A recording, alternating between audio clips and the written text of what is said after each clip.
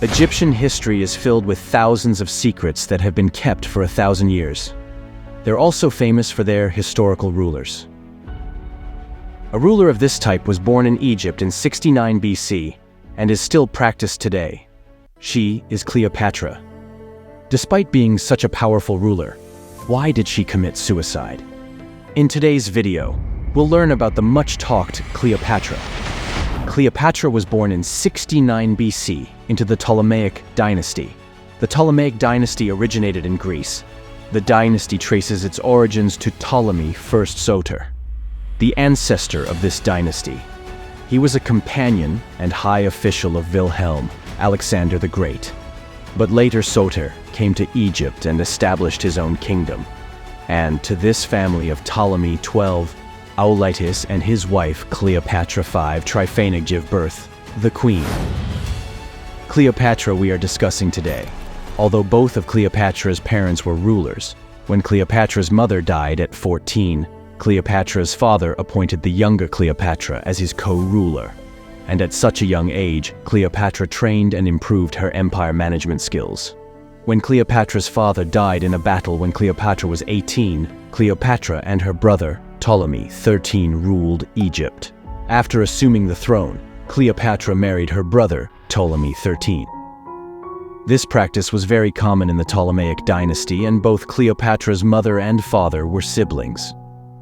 Since the Ptolemaic kings came from Greece, they did not want to understand Egyptian. They ruled Egypt in their own language, but Cleopatra was the first ruler who could read and write Egyptian.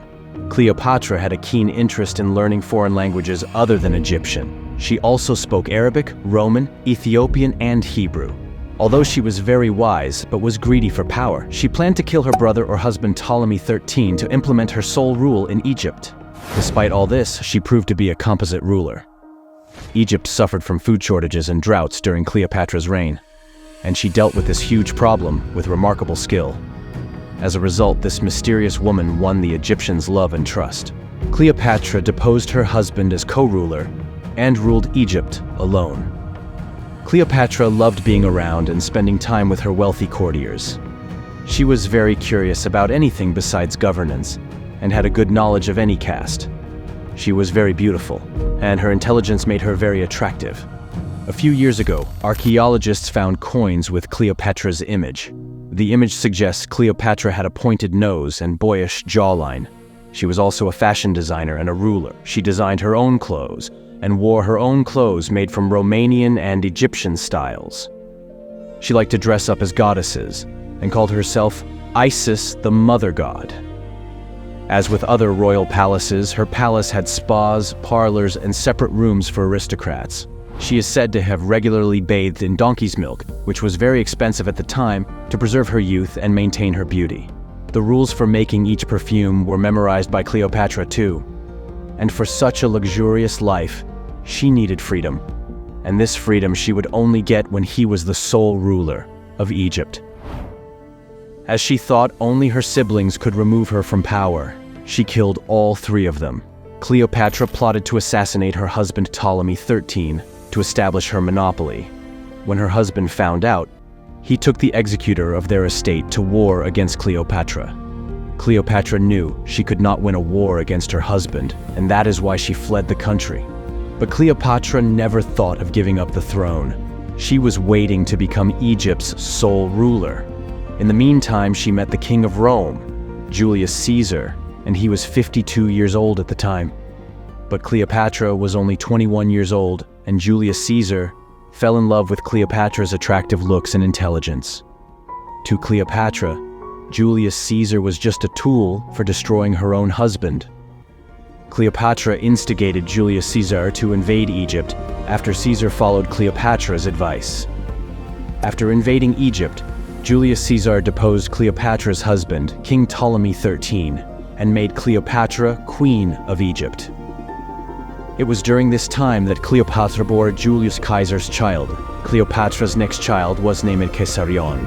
However, since Cleopatra and Julius Caesar were not married, the child was illegitimate, and Cleopatra never acknowledged it as her own. But she loved her son and wanted Caesar to succeed his father as Rome's king. Cleopatra tried to prove that Caesarion's father was Julius Caesar, but failed. And she repeatedly tried to make Caesar king of Rome after Julius Caesar. But Julius Caesar never acknowledged Caesarion as his son, and would not allow Caesarion to become his next king of Rome. Not only that, Julius Caesar would never marry Cleopatra. So Cleopatra married another of her younger brothers, Ptolemy 14. Julius Caesar was later assassinated on the Isle of March in 44 BC. The Isle of March is the 74th day of the Roman calendar, March 15th in the common calendar. Cleopatra was secretly in Rome at Caesar's assassination. She remained in Rome for some time after Caesar's assassination, in the hope Caesar would succeed Julius Caesar as the next king of Rome. It is estimated that Julius Caesar had 3 heirs. 1. Caesarion, whom Julius Caesar never acknowledged as his own son, makes his claim all the more tenuous. 2. Mark Antony, Julius Caesar's supporter and counselor. And number 3 was Octavian, Julius Caesar's adopted son. Julius Caesar had no children by his own wife. Octavian's sister was the wife of Mark Antony, and Octavian left for Italy when Caesar was killed. As a result, when Cleopatra came to Rome after Caesar's death, she did not meet Octavian. After Caesar's death, Cleopatra was left alone. In this loneliness, her lust for Rome grew, and she wanted to take Rome's reins in her own hands. Because of this, she thought she would use Mark Antony as her tool. At the time, Mark Antony was considered the most powerful man in Rome. He was well versed in warfare, but knew little about politics and diplomacy.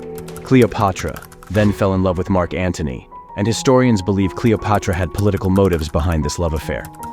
But history shows that they enjoyed each other's company and invaded and conquered many kingdoms together. They married in 36 BC and had 3 children. In 31 BC, war broke out between Antony and Octavian, and it lasted for several years.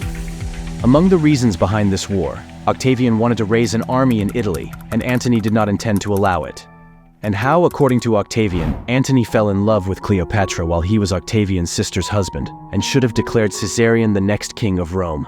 When these events happened, no one claimed to be king of Rome. Cleopatra wanted Caesarion to lead Rome, so Cleopatra used Antony, and according to Antony, Caesarion should be proclaimed king of Rome. However, Octavian was later proclaimed king of Rome, pursuant to Julius Caesar's will. And after becoming king, he invaded Egypt because he hated Cleopatra. Cleopatra and Antony conquered many kingdoms and raised a large army larger than Octavian's.